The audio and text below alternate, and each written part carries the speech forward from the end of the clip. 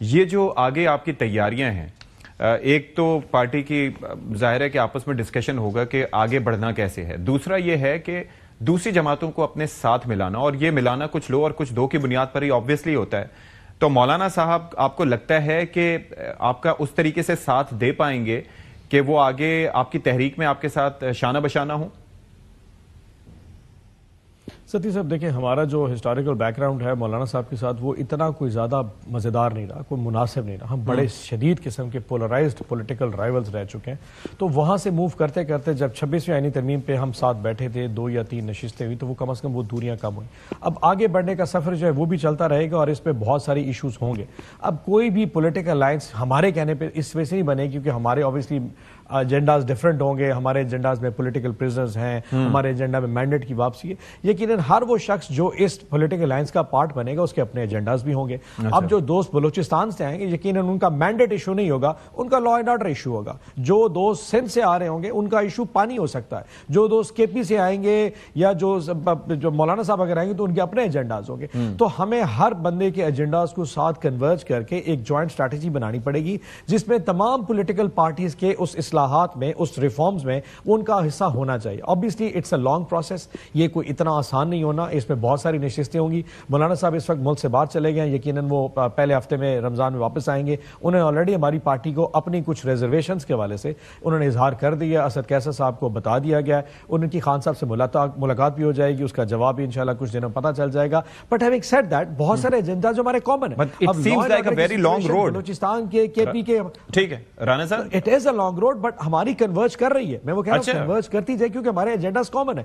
اب law and order تو ہمارا ایشو بھی ہے کیونکہ کے پی میں ہمارا لا اینڈ آرڈر کا ایشو ہے پڑا. ٹھیک ہے رانا صاحب، بلوچستان کا ایشو لا اینڈ آرڈر مولانا صاحب کا ہمارا بھی ہے. رانا صاحب آپ کو لگتا ہے کہ یہ جو کنورجنس ہو رہی ہے یا پھر یہ کوئی باقاعدہ طور پر آگے جو روڈ ہے، دیر از اے لانگ وے، آپ کو یہ کتنا عرصہ لگ جائے گا اس ساری چیزوں کو مطلب اسمبل ہوتے ہوتے یا پھر فائنلائز ہوتے ہوتے؟ اور کیا مولانا صاحب آپ کو لگتا ہے فطری اتحاد تو آپ لوگوں کے ساتھ ہی رہا ہے despite what you have done with him، لیکن وہ پھر بھی کہیں سے گھوم پھر کے ناراض ہو کے بھی آپ کے پاس آ جاتے ہیں؟ دیکھیں جو پی ٹی آئی ہے نا ایز اے سولو جماعت، یہ میں نے کہا جس طرح روگ ہو گئی ہے اور یہ ہارمفل ہے. یہ پاکستان کے مفادات کے خلاف چلنا شروع ہو گئی ہے اور اس کی میں آپ کو 1 درجن مثالیں دے سکتا ہوں. تو یہ جو میں اس کو پرسنل اپنا پوائنٹ آف ویو دے رہا ہوں کہ اگر یہ گرینڈ الائنس کوئی بن جاتی ہے جس میں دیگر اور جماعتیں ہوں گی تو ہم سمجھتے ہیں کہ جو یہ پی ٹی آئی کا ایک کردار بن گیا ہے وہ پھر ڈومیننٹ نہیں رہے گا، وہ پھر بیک گراؤنڈ میں چلا جائے گا. اور جو کردار اپوزیشن کا ہونا چاہیے، جو کہ ملک کے بڑے مسائل ہیں ان کا حل کا تلاش، حکومت کی تنقید، یہ رول اس طرف چلا جائے گا. تو میں تو اس کو مثبت سمجھتا ہوں کیونکہ اگر اس میں گرینڈ الائنس بن جائے گا وہ 24-26 نومبر کی انتشاری احتجاج کا حصہ نہیں بنے گا. وہ زمان پاک کی طرح پیٹرول بم نہیں مارے گا، اس سیاست کی وہ حامی نہیں ہوگی. جو مئی 9 ہے اس کی وہ حامی نہیں ہوگی. وہ آئی ایم ایف کو ایسا ڈوسیت دینے کی حامی نہیں ہوگی جس طرح آئی ایم ایف کے پروگرام کو آپ سیبوٹاج کریں. یا وہ امریکہ کے پاس گلی گلی کوچا کوچا جا کے کانگریس مین سے خط و خطابت کرانے کی حامی نہیں ہوگی. یہ میرا انالیسز ہے. تو میں سمجھتا ہوں کہ اگر ایسی کوئی گرینڈ الائنس بن جاتی ہے وہ پاکستان کے مفاد میں ہوگی. تو یہ چیزیں کم از کم اس چیز کا حصہ میں سمجھتا ہوں کہ دیگر جماعتیں نہیں بنیں گی. تو اگر ایسا بن بھی جائے، کوئی ہو بھی جائے گرینڈ الائنس، تو اس کے بننے سے شاید پی ٹی آئی میں تھوڑی سی سینس آ جائے. اچھا سینیٹر صاحب، یہ فرمائیے گا کہ اگر ہم ان ساری چیزوں کو اور یہ جو ماضی میں جو کچھ ہوا اس کو بھلا کے یہ سوچیں کہ آپ کو جو گورننس کے ایشوز رہے، یعنی کہ 2022 تک اگر ہم اپریل کے مہینے تک بات کریں اور اس سے پہلے جو معاملات رہے، جن وعدوں کو لے کر آپ اور جو ظاہر ہے کہ ایک عرصے کی تیاری کے بعد آپ حکومت میں آئے تھے، تو کیا ایسی چیزیں ہیں کہ جن کے اوپر آپ چاہیں گے کہ اس وقت ہمارا فوکس نہیں تھا، اگر ہمیں ملا تو اس دفعہ ہم ڈیفرنٹ کر دیں گے؟ What would that be? میرے خیال میں بہت ساری ایسی چیزیں ہو سکتی ہیں. ہمارا پہلا سال تھا، مثال کے طور میں ایگزامپل دیتا ہوں، اس وقت علی وزیر کا پروڈکشن آرڈر جاری نہیں ہوا تھا جب وہ ایم این اے تھا. تو اس وقت اوبیسلی ہم تو بہت جونیئرز ہوتے تھے. تو میں سمجھتا ہوں جیسے آج سینیٹر اعجاز چودھری کا پروڈکشن آرڈر جاری نہیں کر پا رہی سینٹ کے چیئرمین ڈپٹی، انہوں نے کیوں ایشو بھی کیا، گورنر پنجاب اس کے اوپر جواب نہیں دے رہی.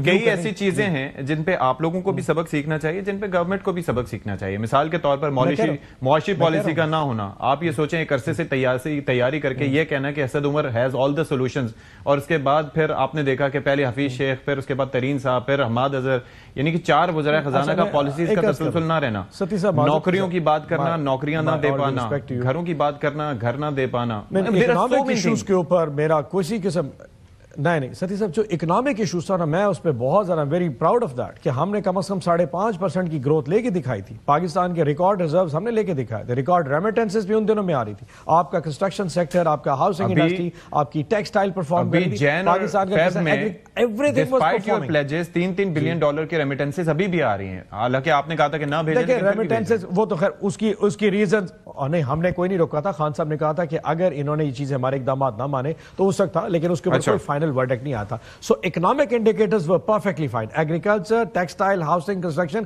اور تو باقی چھوڑیں, صرف آپ ہیلتھ کارڈ کے اوپر آ جائیں. دیکھیں ستی صاحب, میری اور احسان صاحب کی پولیٹیکل رائیولری ہو سکتی ہے, لیکن اس رائیولری کا اس غریب آدمی سے کیا تعلق ہے جس کو 10 لاکھ کا ہیلتھ کارڈ ملا ہوا تھا؟ یہ پائلٹ پروجیکٹ بھی پیپلز پارٹی کے دور کا تھا, پتہ کروائیے گا. اچھا تو نہیں چل سکا نا, نہیں چلایا نا, نہیں چلایا نہ, سندھ میں نہیں چلا سکے. اگر پائلٹ اس وقت تھا تو آج سندھ کی عوام کو ہی دے دے نا, 4 کروڑ عوام سندھ میں بیٹھی ہیلتھ کارڈ دے دے, کیوں علاج کے لیے. سو دا پوائنٹ ریمینز, بہت ساری چیزیں میں سمجھتا ہوں ہم سے غلطی ہوئی ہوگی, میں نے آپ کو اظہار بھی کیا, لیکن اکنامک انڈیکیٹر اس میں سے کوئی ایسی چیز نہیں تھی. Law and order was not a situation. ایک ہیگمنی ہو سکتی ہے جس میں پالیسی میکنگ میں کچھ لوگوں we'll have that discussion some other day senator صاحب, انشاءاللہ. Thank you so much for your time.